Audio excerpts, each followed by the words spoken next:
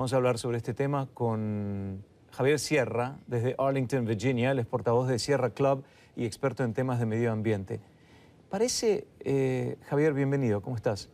Muchas gracias, Guillermo. Parece que el problema del cambio climático y el calentamiento global es más serio de lo que uno puede racionalizar a medida que maneja la información, porque el procesamiento de la información de lo que está pasando es más lento que el daño al medio ambiente, ¿o no?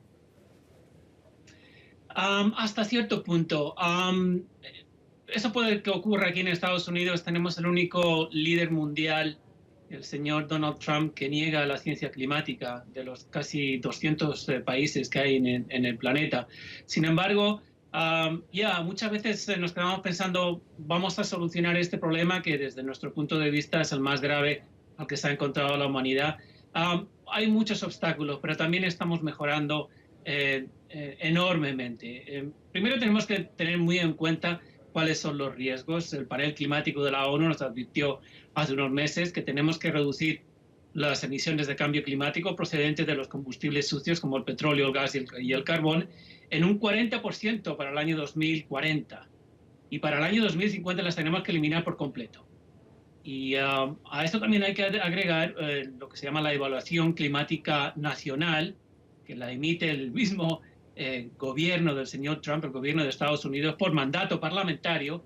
Nos advierte que si seguimos por esta senda, si no reducimos drásticamente las emisiones de cambio climático, Estados Unidos se va a ver envuelto en unas pérdidas anuales de unos 400.000 millones de dólares y además verá sumergido gran parte de su litoral atlántico y parte de su litoral pacífico, y que esto causará en pérdidas para las personas que tenemos casas, tenemos hogares en estos lugares, en unos 1,3 billones, trillones que dicen en inglés, debido a la subida del nivel del mar. El problema es que este tiene que ser un esfuerzo a nivel global y coordinado, pero no se le puede exigir lo mismo a una persona o a un país que tiene más dinero que otro. Por ejemplo, yo pienso en el tercer mundo y digo, ¿cómo podemos convencer a una persona que por ahí no tiene la mirada a futuro que tenemos nosotros, los que vivimos en el primer mundo?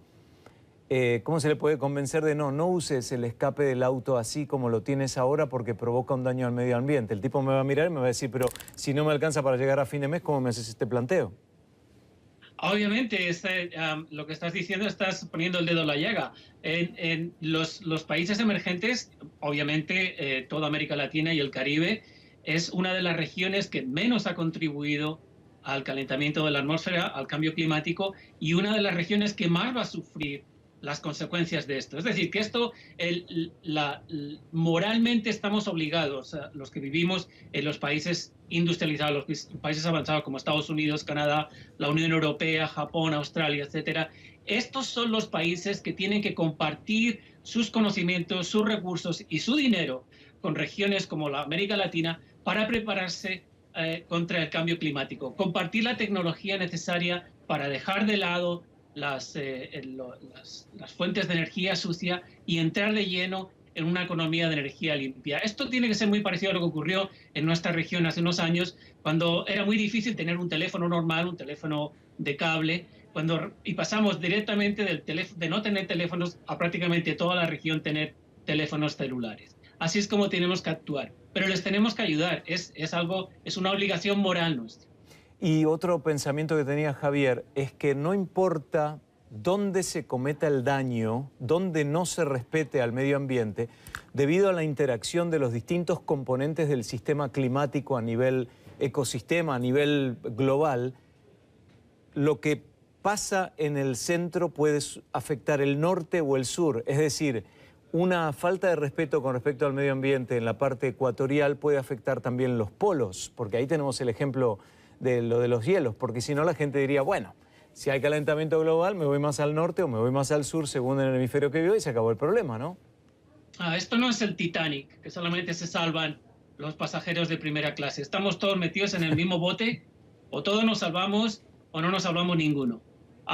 Pero obviamente la responsabilidad, y yo creo que esto es muy importante, lo que decías antes, Guillermo, está la responsabilidad de Estados Unidos, Canadá, etcétera, de compartir sus recursos, de compartir sus conocimientos técnicos para que el resto del mundo también deje detrás estos combustibles sucios. Y la verdad que hay muy buenas noticias en este sentido. Fíjate que en Estados Unidos, por ejemplo, el consumidor medio paga unos 15 centavos de dólar por kilovatio hora recibiendo la energía que recibimos normalmente. Sin embargo, la fuente de energía más barata que existe en el mundo ahora mismo son los paneles solares que colocamos en los tejados de las casas. Eso cuesta solamente 5 centavos por el kilovatio hora. ¿Ves? Entonces hablando de que es tres veces menos. Las soluciones ya están ahí. Lo que no tenemos, las soluciones, los recursos, el dinero, la ingeniería, etcétera, ya está ahí. Lo que no tenemos es la voluntad. La voluntad política en muchos lugares, especialmente aquí en Estados Unidos, para llegar a estas metas. Yo voy a dar un ejemplo rápido, pues ya tengo que cerrar, pero hace unos años el gobierno del estado de Georgia, donde yo vivo, dio un estímulo fiscal para que los que sacábamos un lease, el alquiler o con opción a compra o la compra de un auto eléctrico, yo saqué 3 Nissan Leafs, pero uno por vez, ¿no? Nos daban una exención impositiva, etcétera, etcétera. La verdad que yo mucho no sabía de autos eléctricos.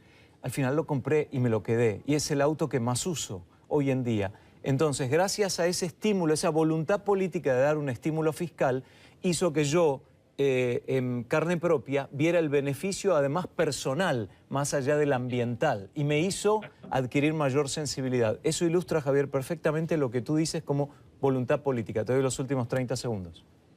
Voluntad política, no me gusta asustar a la gente.